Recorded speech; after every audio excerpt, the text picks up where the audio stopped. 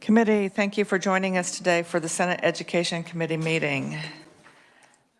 We are going to, since we have several guests with us today, we're going to go ahead and we will flip the agenda. And so we will start with discussion and action on bills previously heard. And so we will start with Senate Bill 208. And so Tamara, if you would please give the committee an overview of that bill. Thank you, Madam Chair, and good afternoon, committee. Senate Bill 208 would create the Fairness in Women's Sports Act. Section 3 of the Act would require that all teams or sports sponsored by a public elementary or secondary school or a public college or university designate such teams or sports as being in one of three of the following categories: males, men, or boys, females, women, or girls, or co-ed or mixed. This designation requirement would also apply to any students or teams of any other elementary or secondary school or college or university that competes against a public school or college. Senate Bill 208 further requires that any team or sport designated for females, women, or girls cannot be open to students of the male sex. Under the bill, any dispute regarding a student's sex is to be resolved by a health examination form or other form signed by the student's personal health care provider that verifies the student's biological sex. Section 4 of the bill prohibits any governmental entity or licensing, accrediting, or athletic organization from taking an adverse action against any school or college that complies with the requirements of Section 3. Section 5 of the bill provides the causes of action that arise from violations of Section 3, and I'll be happy to answer any question. Thank you very much. Committee, do you have any questions for our reviser? Seeing none at this time, do we have any amendments for this bill? Senator Erickson. Thank you, Madam Chair. Yes, I do. Tamara, if you have that available.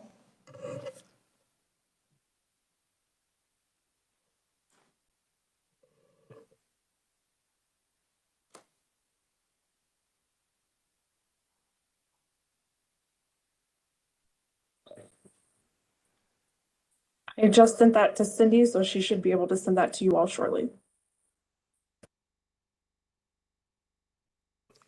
And Tamara, if you want to go ahead and put that up on the screen, and Senator Erickson, are you wanting to explain that, or are you wanting the reviser to explain it? Tamara can explain it. That's fine. Okay.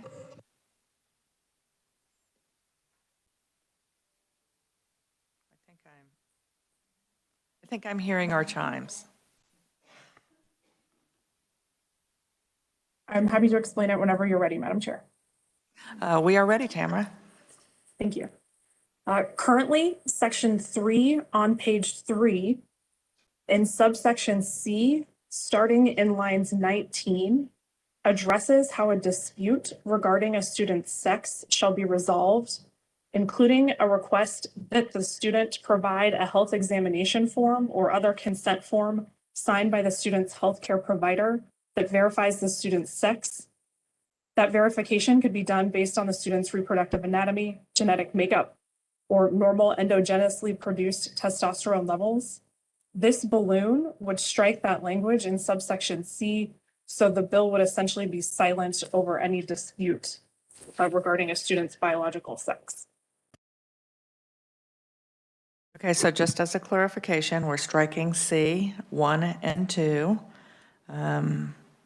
Any questions about the amendment? Senator Petty. Thank you, Madam Chair, and I can either to the maker of the amendment or to our reviser. So does that mean that now, If you could move your microphone. I'm sorry, That's okay. I moved away from it and that was my fault. Does that mean that now the bill is silent about whether there would be any dispute about the sex of the student involved in the sports? I'm a little unclear. Who is wanting to answer that? Are you wanting to, Senator Erickson? I'm happy to answer that. Thank you, Madam Chair. Thank you for that question, Senator. Yes, the bill is going to be silent on issues of resolving dispute after listening to concerns about that, very valid concerns about that section, and looking at documentation that is already in place through Keisha's physical form that parents and a physician have to fill out, that will suffice for the purpose of resolving any dispute. So that's why that was stricken. Committee, any other questions about the amendment? Senator Petty, you have a follow-up question or a new one? No, it's a little bit of a follow-up. So then, since that is no longer in the bill, when it comes to disputing the student's sexuality, then the bill then, in turn, speaks only to participation, but no, but yet there's no resolution for if there's a dispute. Would this be correct? Tamara, did you want to answer that, or Senator Erickson?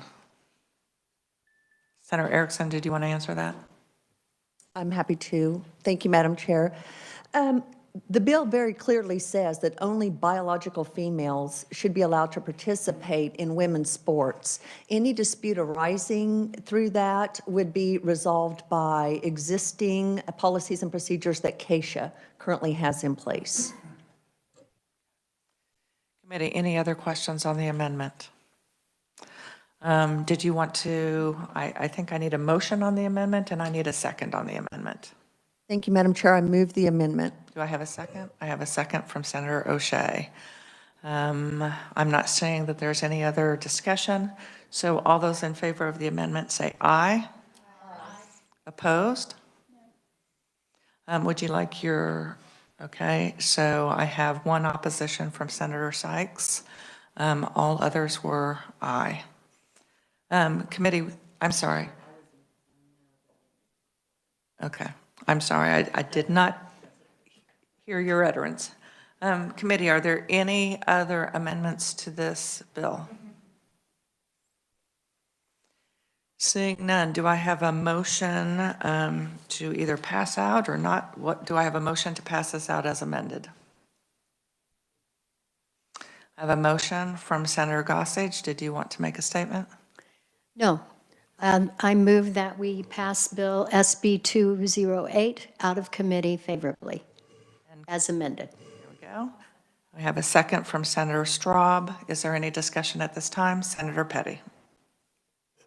Thank you, Madam Chair. I just really want to make a statement, and I've taken the time to write it out for myself. I don't believe that this bill is mean-spirited, but I do believe it is terribly overreaching and creating a bigger problem. Bullying has been a #1 discussion issue in this legislative body for years, and we have asked the State Board to include it in curriculum, in-service, and reporting. Now, we are setting up a mechanism to support bullying through this legislation. We have an organization that oversees sports in Kansas, KSHSAA, Kansas State High School Activities Association. They did not bring this forward, and this even speaks to elementary sports. Now, this piece that I'm mentioning here has been removed in this legislation, but I'm going to say it anyway. As the bill was written, anyone could come forward challenging the sexuality of a student. Okay. I'm going to Your finish. statement's going to be on what we just passed. So if it's not in there, move on to the next portion of your statement. Okay. So we have bullying and humiliation that I don't know that is included in this bill. I'm just going to relate to you a situation that happened in my own family's background. It's not exactly the same, but my daughter. Senator, Okay. I think You're editing what I'm saying? I'm not editing what you're saying, but I think that even Senator Dietrich would be willing to recollect a time in which we are not debating the bill because we are going to be voting on the bill. And I think that that is more for the floor debate. So if we could just focus on where you are with regard to, so save that stories and how it's impacted you and your family for that floor debate, I please. think we've heard stories here in this committee before, so I will say that I I think that the committee is an opportunity to make statements about our feelings about things and to relate them. I would agree the floor is as well, but I will go along with the chair's decision. I'll stop there. Okay. Senator O'Shea. Thank you, Madam Chair. I just want to share that I debated with providing an amendment that would take into consideration the anti-bullying and ultimately decided not to bring the amendment. I don't know that we can legislate bullying, but I fully hear the opponent's concerns about it, and I just want to offer that I'm open to conversation about that at any time, and if we think that's a topic that we can bring up in another setting, I just want to offer myself to be available for that conversation. Thank you. Thank you. Senator Sykes. Thank you, Madam Chair. I won't be supporting this. I'm sure it's not a surprise to many. I need you to speak into the microphone. Sorry, I will not be supporting this. I'm sure it's not a surprise. I just look even at on page 3 where it says based on biological sex, and I know many of you probably received this, but it's the myths of biological sex, and many who oppose transgender rights believe that gender is determined solely by biological sex, but biological sex isn't as straightforward as they likely think, and there's no one parameter that makes a person biologically male or female. In fact, many conditions make assigning a biological sex quite difficult. We're not talking about, I don't know if everyone has their chromosomes, but there's XX and XY, and sometimes you have others. Genitalia is not always the defining means. We look at when a child is born and those decisions are made, so we're not even talking about ambiguous genitalia. So I will not be supporting this. I don't think it's going to change anyone else's mind in here, but I had to say that. Senator Sykes. I'm sorry, Senator Dietrich. You did. There you go. Thank you, Madam Chair. I too will be opposed to this bill, and I appreciate the amendment that was brought. So I'm just going to choose compassion today and be aware, from my background of the students that this will be impacting. So KSHA already has a policy that districts can use as guidelines. I don't know that we need to step into this. And NCAA also has a policy that's pretty clear. And this doesn't really seem to be an issue in Kansas at this point in time. I just feel like I want to choose compassion and local control today. So I'll be a no. Okay, and I'm not taking that you're saying all other senators don't have compassion? Okay. Anyone else? Senator Straub, did you want to speak on this? Okay. Seeing no other hands to speak, all those in favor of passing out Senate Bill 208 as amended, say aye. Aye. Opposed? No. Do the no votes want it recorded? So I have a no from Senator Petty, Senator Dietrich, and Senator Sykes. Did I miss anyone? No. That bill did pass out favorably, and we are now going to move on to our briefing for today. And we happen to have Neil Kingston with us. Neil is the director of the Kansas University Achievement and Assessment Institute. Neil, we are so happy to have you here. I've actually had the privilege of speaking to Neil on, I think, 2 different occasions. And Neil, would you kind of start off with just a little background of what it is that occurs at the Kansas University Achievement and Assessment Institute? Certainly. I'll speak for a bit. And you may take your mask off. Thank you. There we go. I'll speak for a bit about the breadth and depth of the Achievement Assessment Institute, because although most of you probably know us with regard to the work we've done on the Kansas Assessment Program, that's only about 1/8 of what we do here within the state of Kansas. Chairperson Baumgartner and members of the Senate Education Committee, thank you so much for inviting me here today to tell you more about the University of Kansas Achievement Assessment Institute. My name, as you've heard, is Neil Kingston. I'm a University Distinguished Professor of Educational Psychology and Director of the Achievement Assessment Institute. I was privileged to come to the University of Kansas in 2006 after having started my career as a high school science teacher and then working almost 3 decades for educational testing companies, first as a statistician, focused on analyzing how well educational tests perform and developing new statistical methods that would make test scores more useful, and then as a manager and executive. In the early 1990s, I worked for several years as the Associate Commissioner for Curriculum and Assessment for the State of Kentucky Department of Education. I've also served on many advisory boards for testing companies and testing programs, including the Defense Advisory Council on Military Personnel Testing, the General Equivalency Diploma, and the College Board. The Achievement and Assessment Institute came into being with a 2012 merger of two smaller centers within the School of Education and Human Sciences at KU. The Center for Educational Testing and Evaluation, CETE, which had developed and administered the Kansas State assessments since the 1980s, and which I'd become director of in 2009, and the Institute for Education, Research, and Public Service. The latter institute had been founded by Dr. Jerry Bailey, and after the merger, he and I served as founding co-directors of the Achievement and Assessment Institute until he retired the following year, when I took over as sole director. In July 2013, the Achievement and Assessment Institute was recognized as a university-designated center. We are now the largest research center at KU with more than 300 regular employees. We also provide temporary employment to as many as 150 undergraduate and graduate students, and periodically offer summer employment opportunities to Kansas K-12 educators. The Achievement and Assessment Institute has a four-part mission: partnering with local, state, national, and global communities to apply scholarship to implement programs with direct public impact and to serve the greater good; developing and publishing generalizable knowledge that allows leveraging of these solutions that we develop so that the success of the first part of our mission is magnified; providing faculty with support and encouragement they need to generate resources for research and development in support of enhanced achievement of individuals and organizations; and providing students with experiences vital to their professional development. In addition to providing administrative support for the research of individual faculty members who wish to affiliate with us, the Achievement and Assessment Institute, also referred to as AAI, is divided into what I refer to as strategic and tactical centers. Strategic centers seek funding from many sources, and their projects are often large and require multiple staff members.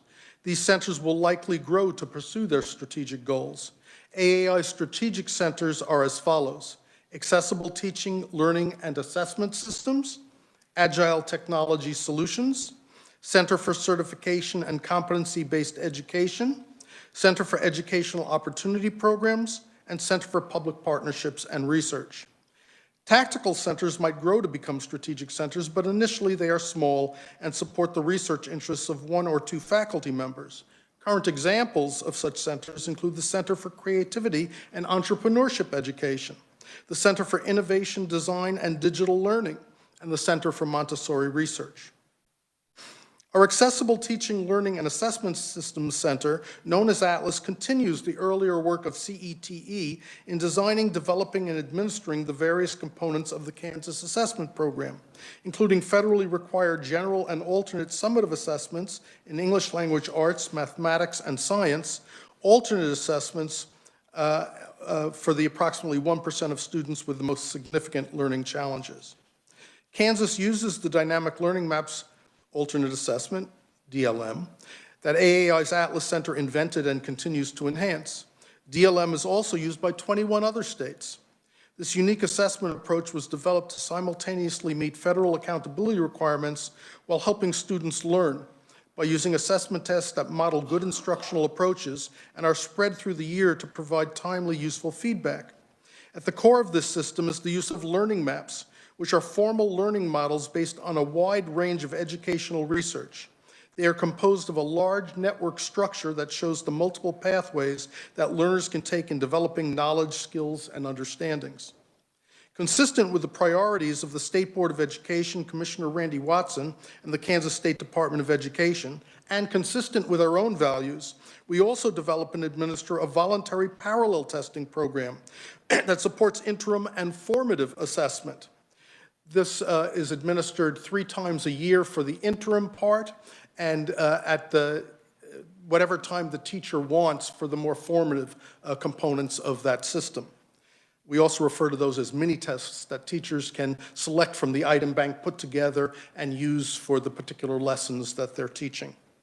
We're particularly proud of this work as it directly supports teachers and students throughout the school year, providing timely feedback that better supports student learning. Okay, and I think we're going to stop right there to give folks an opportunity to ask you a few questions. Okay. Okay, so what questions do we have so far? I'll just go ahead and jump in. So talk to us a little bit about that parallel testing program and explain what those formative tests are as well as what those interim tests are. The formative tests are an item bank that contains items in English language arts and in math, and that teachers can select and use any time of the year they want as they are working on the instruction of their children. There are multiple uses that can be made of this, good, well-research based, and used by teachers in Kansas. For example, before you teach a lesson, you might want to know where students are. Are they missing some of the precursor skills they need to be prepared for the lesson that you're about to teach?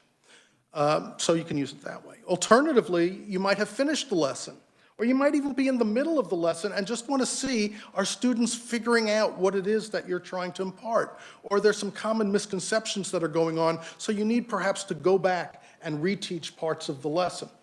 So that's the formative part of it. The interim part of it is 3 times a year, roughly every quarter, we make available a more secure version of the test. The formative parts aren't kept secure because they're not high stakes. Decisions about individual children aren't being made. Decisions about instruction are being made for the most part. But the interim parts can allow decisions to be made about students. Has a student fallen so far behind that they need some special support and that the school district or the individual school or the teacher needs to provide to those students? And we are contemplating, working with the State Department of Education, whether there might be a way in the future to get approval to use an interim system instead of putting all the weight on that 1 or 2 days at the end of the school year, to instead gather the information throughout the year in those 3 parts, and then use that to make accountability decisions that are required for federal purposes. And then similarly, of course, that could be done for state purposes. But we don't want to add extra tests. What we want to do is keep the footprint of testing as small and focused on supporting teachers and students as possible. And it is the belief, I believe, I shouldn't speak for the Department of Education, I'll say it's my belief, that that kind of system will better support students, and we hope eventually also support any federal requirements. But by keeping our focus on the students and their learning first, and on accountability, again, speaking for myself, on accountability second. So when we talk about the three time a year available interim tests, are those all to be administered online? They are all online, although there are mechanisms for students who might have challenges with taking tests online, at least in the pre-COVID days when students might be needing to do things from home, which raised extra challenges. So it may well be that if a student needs a particular form of assistance, that could be provided in the school so the student is not doing it online themselves, but the teacher might be asking questions that are then transferred into the system. I don't know currently where we are with this. I know it's been done for the end of year test, and I see no reason it couldn't also be done for the interim tests, that we were able to get printouts of the areas that don't require computers. So it's a less robust test. It's a less comprehensive test in terms of the different modes, different ways of asking questions, because we can't do it on the computer. But for some students, that might be what's necessary. There are also issues that one of the things we're particularly proud of with the system, the computerized system that we used called KITE, which originally stood for the Kansas Interactive Testing Engine, but now just stands for KITE. So I kind of liked that acronym. I like it too. But in any case, we built in lots of accessibility and support options for students so that they don't have to do things in one way. Whether it's something as simple as students who have issues with contrast. So there are a family of vision issues where you need very high contrast to be able to tell the difference between things. And so we have modes that you can turn on based on what, whether it's an individual education program or the teacher, him or herself, to make that more accessible. Reverse color. We have text-to-speech so that students who have challenges visually reading something, vision challenges, reading something can be provided in a different modality. Of course, there are issues associated with what is it you're measuring. If you're trying to measure whether someone can decode text on the screen, reading it to them is not the same thing. So you have to, and there are policies around all of these things. So you have to decide what it is that you are trying to accomplish. Large print used to be an issue in testing. It used to be that there would be a regular print size booklet.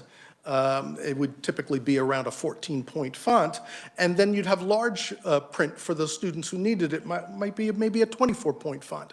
But student vision is a continuum, and 24-point font wasn't large enough for some students.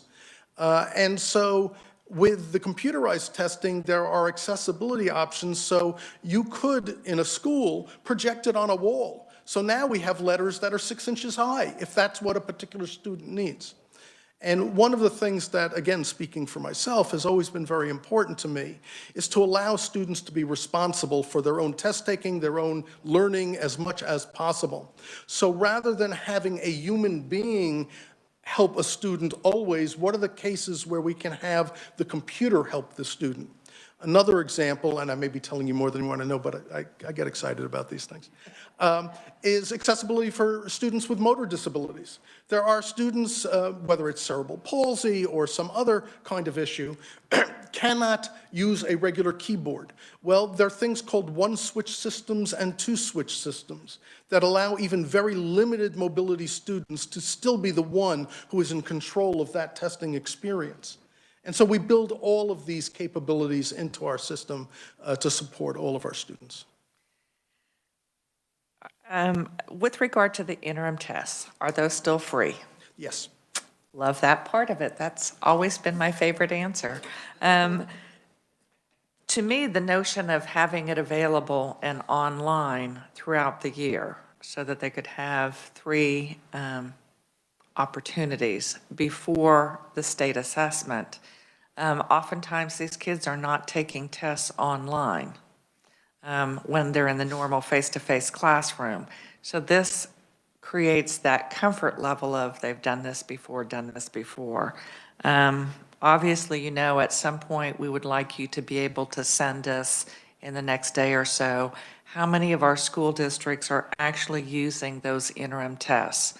Because to me, these are a tremendous tool, particularly with schools coming back. We're hoping in the fall, all schools will be back face-to-face. What better opportunity to do that quick check of where they are is going to be that very first interim testing opportunity. So is it made available at the start of the school year and you change it up each quarter? Or is there a smaller window like with the state assessment? So the window is fairly wide, but I'll also get back to you with what the windows are. The window doesn't start on the first day of school, though. Among other things, we need the official enrollments to be set for the school. That happens about 3 weeks or 4 weeks into the first semester. And then when we have those data, sometime after that is when the first window is available. In order to facilitate schools making comparisons from one year to another to have some ideas to how well they are doing, it's useful to, for a school to within the window choose one period of time so that you don't one year do it the very first day it's available and the next time the very last day that it's available. That would be somewhat misleading. Okay. I know that Senator Petty has a question, and then Senator Straub. And then we'll go to Senator Sykes. Thank you, Madam Chair. So I'm trying to, I can tell you're very enthusiastic about what you do. Assessment is a good word. I almost thought I was going to forget my question before I got a chance to ask it. So are the pre and post tests tied to the dynamic learning maps? Are they tied to the Kansas assessment? So this interim system we're talking about is the Kansas assessment program. Dynamic learning maps has other features very similar to that, but actually even more flexible than the Kansas assessment program. And the dynamic learning maps was advantaged by starting off with federal funding, so we didn't have to cover the costs all ourselves. And then, as I mentioned, 21 other states participating. So we are continually updating and adding new features. But in the dynamic learning maps, yes, you can test at any, again, it's windows, but virtually any time during the semester, either for formative purposes or for interim kinds of purposes. And there we do have support of the U.S. Department of Education for counting the information we gather through the school year to keep the footprint of the end-of-year dynamic learning maps test as small as possible. It's more of a way of validating the information gathered through the year than a separate full test in itself. Senator Straub. Thank you, Madam Chair. And thank you, Mr. Kingston. In your testimony on page 4, you state that the dynamic learning maps are used in 21 other states. Is the Kansas assessment program, the actual academic assessments, is that used in any other state? Okay, that's my concern. I'm not a statistician, but who are we comparing our Kansas students to then? So I'll give you the short to the point answer, but then I'm going to give you a slightly longer answer. Pretty much every state that does not participate in the now much smaller Smarter Balanced and PARCC consortia only compares with themselves directly. So from year to year, we can look at the scores and see what has changed at any given grade level or subject. However, in addition to that, there have been some studies done to try to see how state standards compare with each other. Because one of the challenges we have in making comparisons with other states is every test is on its own scale, and every decision as to what performance level a student is at is on its own scale. And so the National Assessment of Educational Progress has been used. So for every state, you know what their NAEP score is on average, and you know what their state test scores are on average. And you can use that relationship, since every state participates in NAEP, to try to understand what the relationship is. And I will share with you, you may have heard this already, Kansas by choice chose probably the most rigorous standards, and I'm talking here about performance standards, not necessarily the content standards, though I would argue we're pretty rigorous on our content standards also. But the most rigorous performance standards, one of the 2 or 3 states with the most rigorous performance standards. And so you could look, for example, at how many students are at level 3 in Kansas and look at that third level in, for example, the state of Missouri, and those numbers look different. Well, that's because the scales are different. It's like, you know, I call a colleague in England and I say, it's so cold here, it's 30 degrees. And they say, oh, it's 30 degrees here also, but I'm really sweating. It's hot. Well, that's because they're using the Celsius scale, and 30 degrees Celsius is 86 degrees Fahrenheit. So that is one of the challenges, and that has been one of the struggles that states and the U.S. Department of Education have discussed and tried to deal with over 30, 40 years now. On the one hand, there is that local control, and there is that, actually there are multiple levels of local control. There's the local control in the district, there's the local control at the state level, and then there's a federal accountability requirement. And so the way we have gone is every state sets its own standards. Some states have set their standards much higher, and some have set theirs much lower. We are among the highest in the nation. Senator Sykes. And thank you for being here. I actually think you've slightly addressed my question because I was going to talk about comparing us to our neighboring states on that Kansas assessment and is it comparable? So I don't know if you want to add. I think you addressed a lot of that before my question. I'll just add that you can't directly compare any two states that have their own testing programs. You have to do it through some intermediary, like the National Assessment of Educational Progress. Senator Straub has a follow-up. Sorry, thank you, Madam Chair. I left my mic on. Another follow-up question, as a parent that does review, my daughter's test scores, I find some trouble with some of the way that the way that results are posted.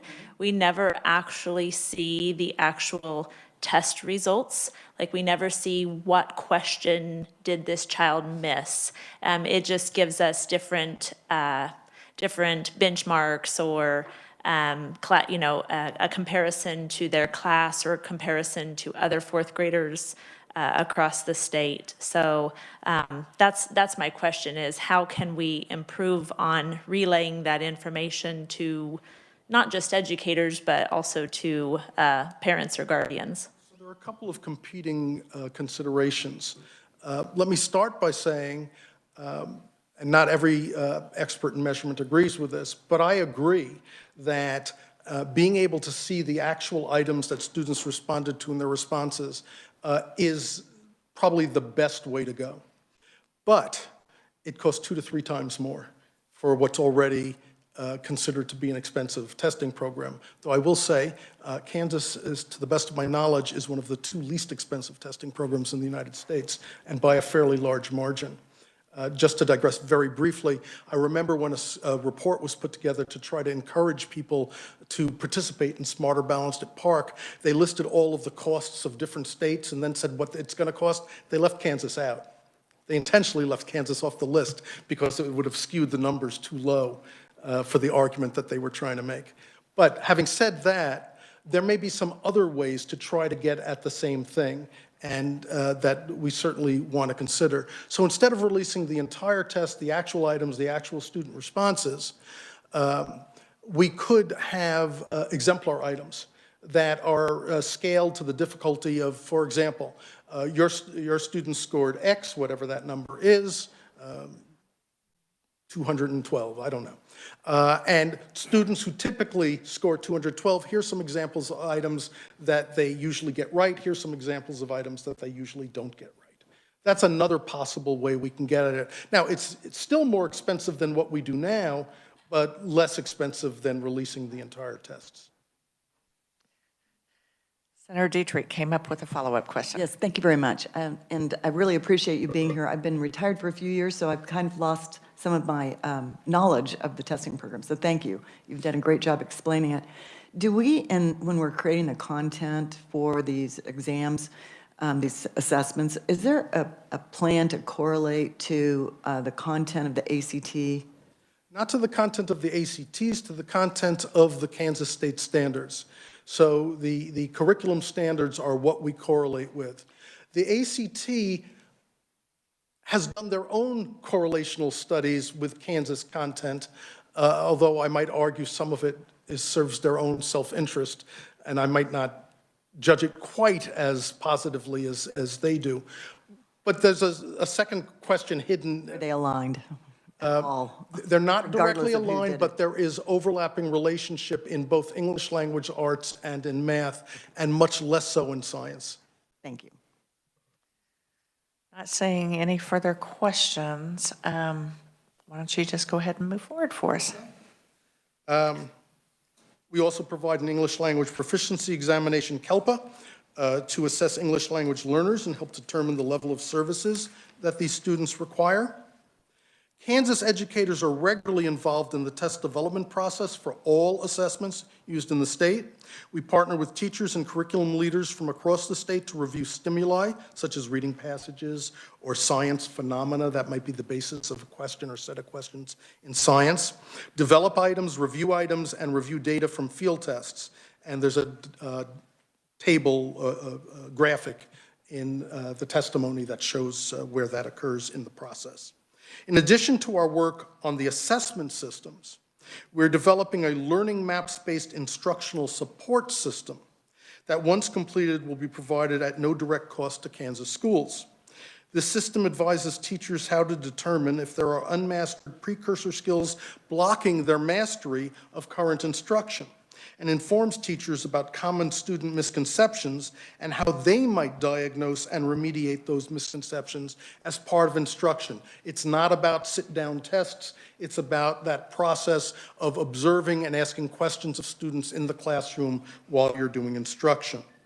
The Enhanced Learning Map tool will make it easier for teachers to meet the individual needs of different students. In other words, to personalize their education without multiplying the amount of preparation required of teachers.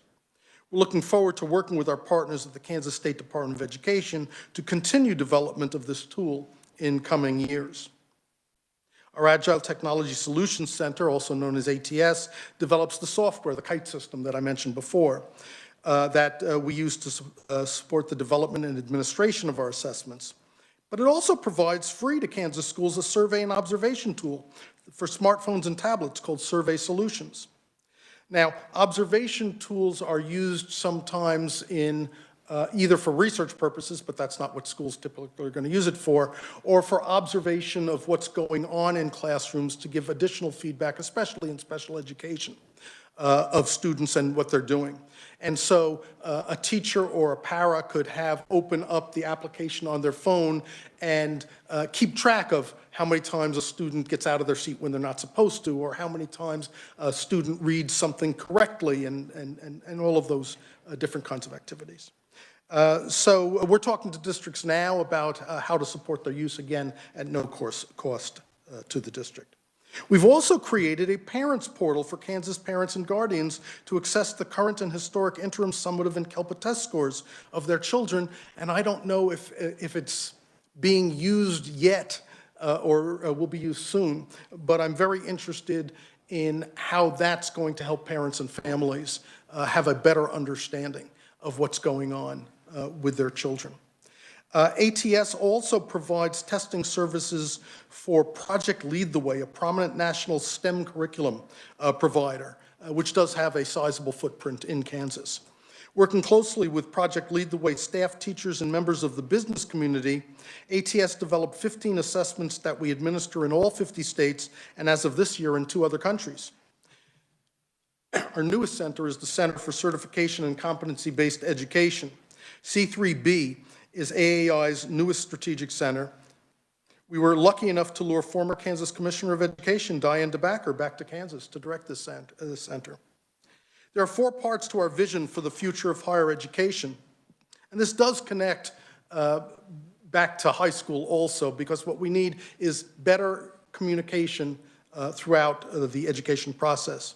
Students have the flexibility to learn anywhere, anytime, and at any timeline, which means there may be things students learn while they're in high school that they ought to be able to get credit for, and not just through advanced placement exams, but whatever it is that they happen to have learned.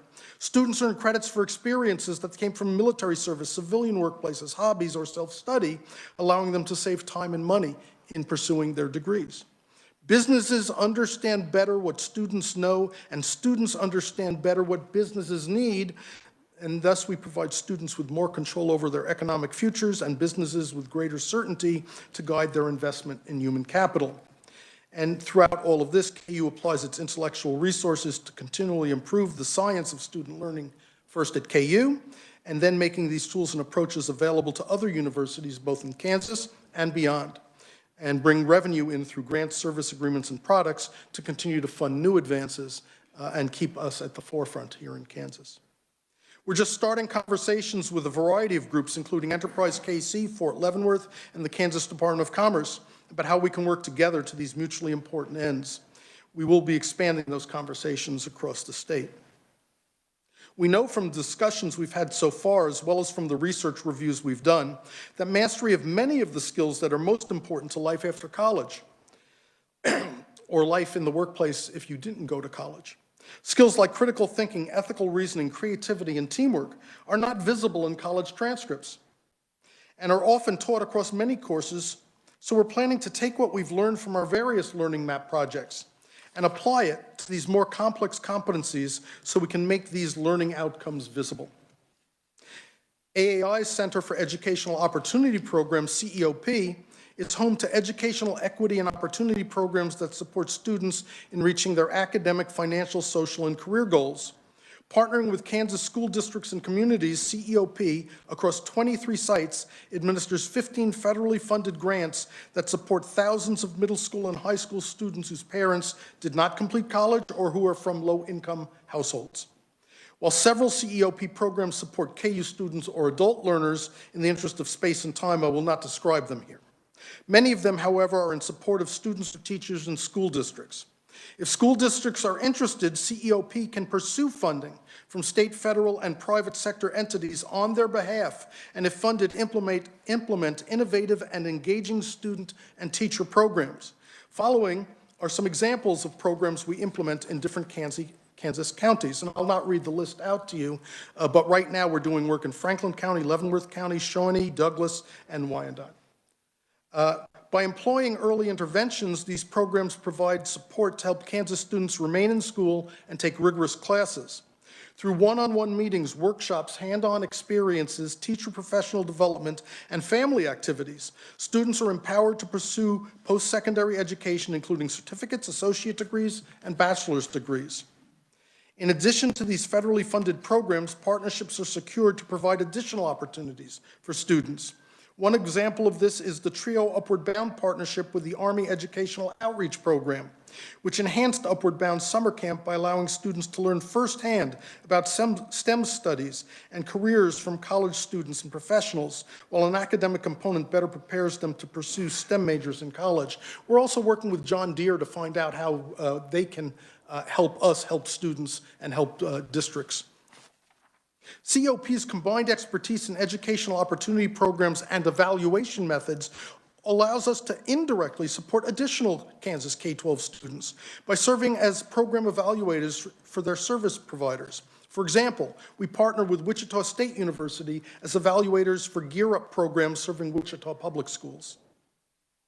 AI's Center for Public Partnerships and Research assists partners to address complex social issues by providing services in 5 main areas: research and evaluation, systems development, professional development, technical assistance, and performance management systems.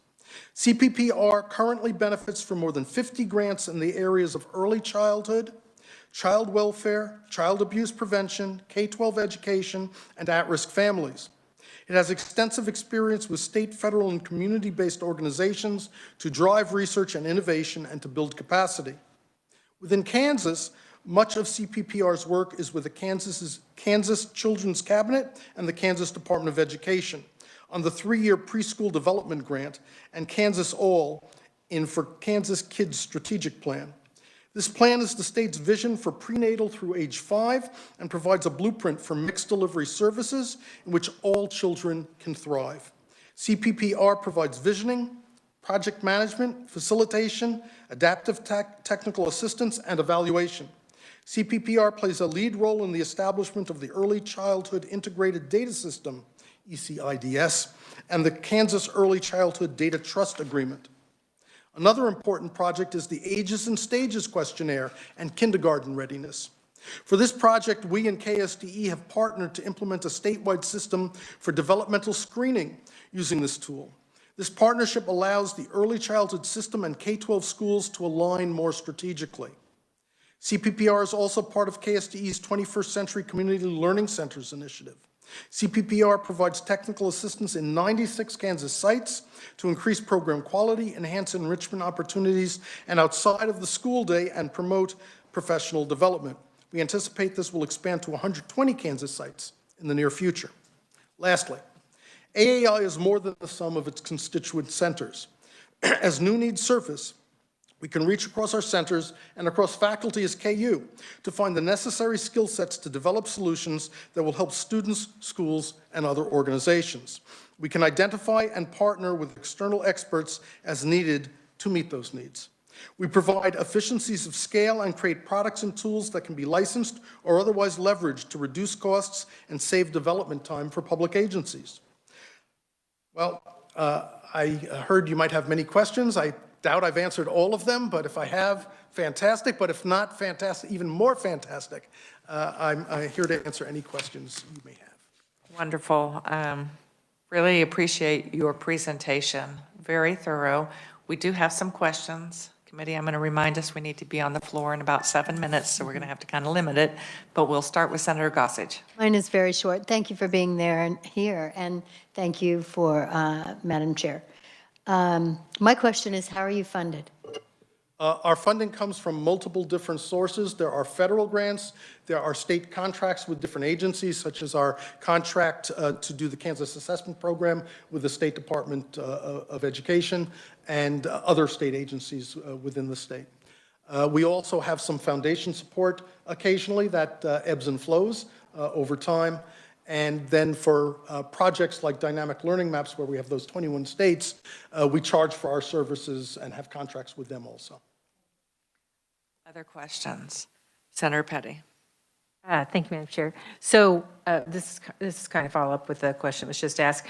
So you mentioned about your work with the Kansas Children's Cabinet. Yes. And so have they contracted with you then as part of their federal grant for? Yes, we are part of that. Okay. We help support that effort. Thank you. Could you share with us, you mentioned the C3BE. Yes. So is that competency-based education in the 4 parts of the vision? Mm-hmm. Is that going to be specific to KU, or is that something that you're going to take to the regents for other regents' institutions to adopt? My hope is the latter, and my hope is even after that, although now we're talking about years into the future, that will have shown such success in Kansas with this approach that other states will also want to look toward Kansas for their futures. And my other question has to do with the CEOP. You mentioned that you're in 23 sites. Are those sites just in those 5 counties? No, there are actually, I think, another 5 counties that participate in some other projects, but they're not primarily in the K-12 sphere. Okay. For example, we have a Veterans Upward Bound program. Okay. I guess the last question that I have is with regard to state assessments. So we know that there are no state assessments from last year administered. Is that correct? At least that's I think there was a trickle before it was shut down. So they're not enough to have any results on which I would put any faith at all. So what is the thought as far as assessments for this year? The assessment system is open or will be open. Some tests have already been given. So for example, the interim system has been available. KELPA, I believe, has been administered, the English Language Proficiency Assessment. And the window for the end of year assessments has been announced. I don't remember exactly when it is, but it's coming up soon. Okay. Committee, we have asked that he would provide us that information with regard to interim tests. Are there any other pieces of information you would like? Yes, Senator Straub. Thank you, Madam Chair. One last quick question. When was the KAP program first implemented? So that's a good question. 7, 8 years ago, maybe? 7, 8 years ago is when the name changed to KAP. And that was consistent with a new set of standards had been adopted at that time. Okay, I just remember there were some issues the first couple of years with actually implementing the test for a couple of years. And now with missing last year, how many actual years of testing do we have complete data for? So with the word complete is a challenge. Trustworthy data is what I'm going to translate that as. So I would say the only year that doesn't have trustworthy data is last year. Even with the problems we had in the 2 years that you're referring to, we, at least at the state level, were able to make, I think, valid inferences as to what was going on. That means that you don't just take those scores from those years at face value, but that they're in a range of what we would have expected, that they are consistent, and that's my response. And with that being said, I do want to remind the committee, Dr. Kingston did provide us with 2 sample questions. That is in your testimony. You might want to look at them at the different grade level. I'm assuming you all got both of those math questions right without even looking at where the little check was. But I do want to thank you so much for being here. Your presentation was excellent. It was thorough. I've never known anyone to be so excited as with regard to assessments.